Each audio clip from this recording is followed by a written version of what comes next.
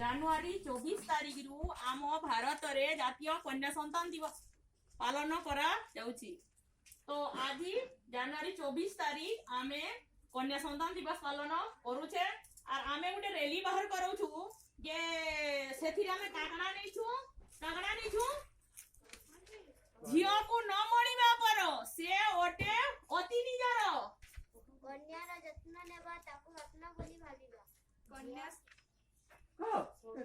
କନ୍ୟା ସନ୍ତାନର ଯତ୍ନ ନିଅନ୍ତୁ, ଭବିଷ୍ୟତ ସୁରକ୍ଷିତ କରନ୍ତୁ। লিঙ্গ চয়ন করিবা নাহি ନୁତୁରା କରନ୍ତୁ ନାହିଁ। ହେଲେ ପାଠ দেশ জীব আগেই। তো মেন মুখ্য কারণ হেলা যে ভ্রূণ হত্যা করিবা নাহি, পুଅ ଝିଅ ভিতরে ভেদভাব রখিবা নাহি, বাল্য বিবাহ করিবা নাহি। যেতেবেলে 18 ବର୍ଷ হব সেতেবেলে আমি ঝিଅ মানকু বিবাহ দেবা। তারপরে পুଅকু যেতে আমি শিক্ষা দউছু, ঝিଅকু মধ্য সেটিকি শিক্ষা দেবা।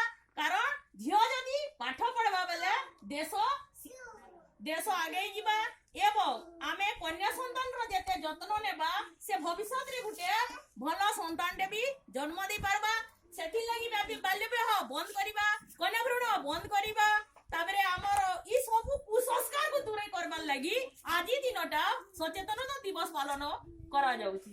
তো ঝিও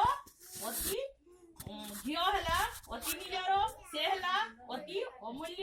সেটি লাগি আমি কন্যা ভ্রূণ କରିବାକୁ ଦେବା ନାହିଁ, ଝିଅକୁ ପାଠ ପଢି ଆଗେଇ ନେବା।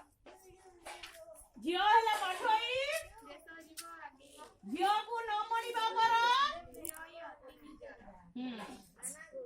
ଝିଅକୁ 18 ବର୍ଷ ହେବ ଯେବେ ଝିଅକୁ ବାହା ଦେବ ତେବେ।